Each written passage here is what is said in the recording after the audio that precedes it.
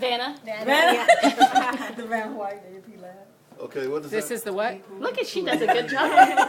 And she's got the little hip action down. Sartorius? She just needs a long Yeah, I dress. think that's a sartorius. Okay. Yes, sartorius, and its job is to help you cross your legs. So, gotta go, gotta go, gotta go. That's So- necessary. It is. So that's what the sartorius does. Allows you to cross one leg over the other. Okay? Then the next thing you need to look at is the groups.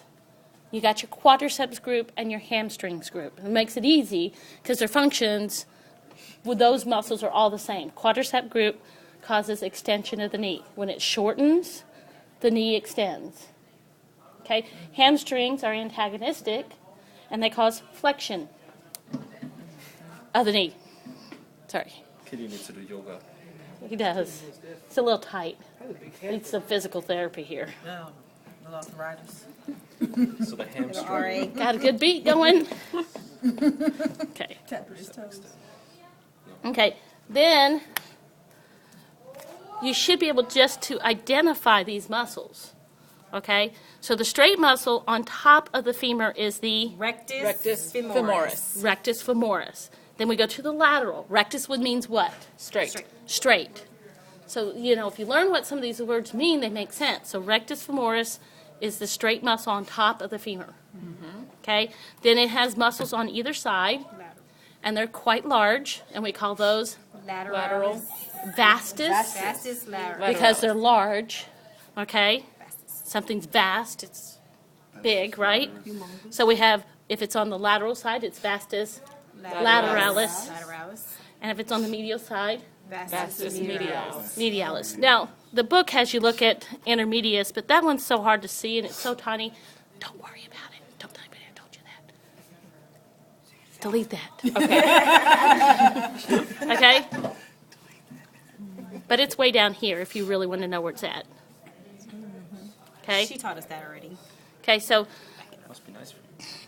then the hamstring group includes the biceps, because if we stood the cat up, this would be on the back side. See? Like the back of your leg. So this is the biceps femoris. Okay? And then we open him up medially so that we can see the semimembranosus, which we had to deflect the gracilis to do.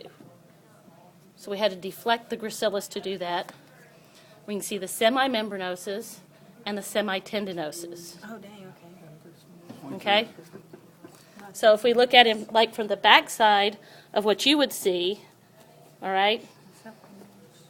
Glad I don't have to do that. Looks painful. So if we looked at it from the back side, see here's the biceps, here's the semitendinosus, and here's the membranosus. See how that goes? So they kind of help you relate it to that Tendinosis, and that's the membranosus. so that you can relate that to 38 is the membranosus. This is the tendinosus. no backwards. This is backwards. Backwards. It has a Q here. Oh, This, the little one here is the membranosus. that's Yeah. what I This said. one is tendinosus. Yeah. Oh, okay, yeah. Okay.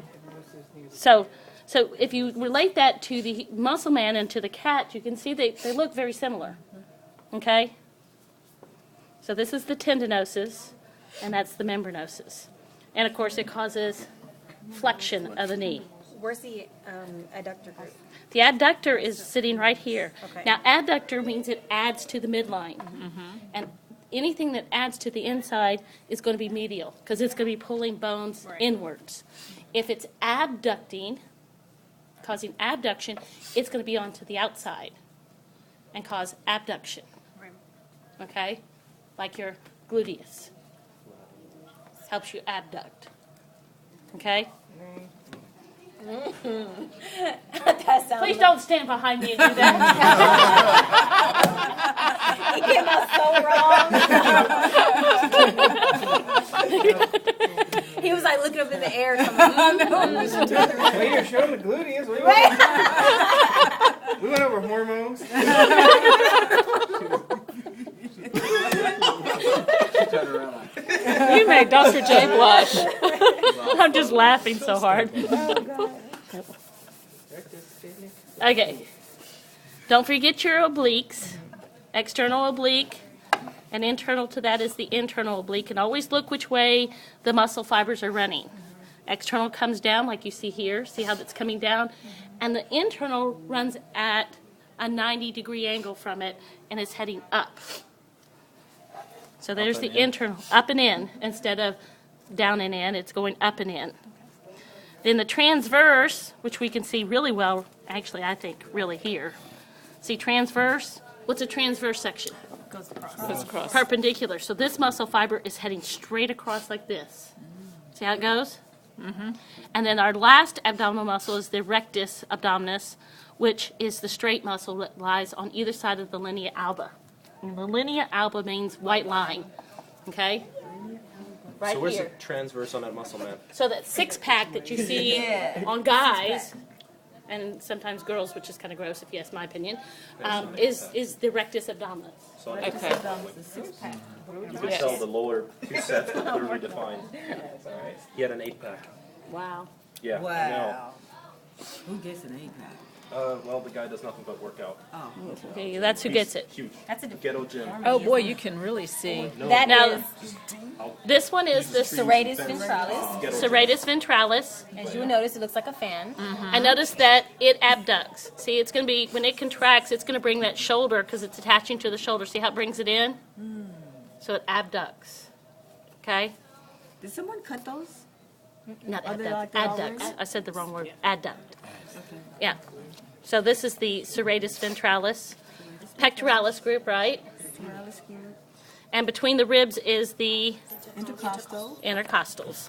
Does that have I might not spell any of these words right. It doesn't matter, but as long as you say it and you know it, maybe it should just be a little lenient, like It's got to be close. I'll make it close. do like little kids, like That doesn't always work. Then this here is your, what is this muscle? Latissimus. Latissimus dorsi. Okay? And then we can see here the rhomboideus. Okay, going from the vertebrae. So the origin is the vertebrae, the insertion is the Scapula. scapula, and it causes, Abduction. Yes, abduction. yes, because it causes the arm to go out. And the scapula, it's actually adding to the midline, so it's adduction of the scapula. Okay? Moving on. The trapezius is somewhat dissected away, but you can see part of it along here. Of course, I think the trapezius is always best on the muscle man because you can see the kite shape. So you can really see that kite shape. Then we can see our muscle on top of the spine of the scapula, which is the Supraspinatus. supraspinatus, below the spine. Infraspinatus. And then right here along the edge of the scapula is the Teres major. teres major.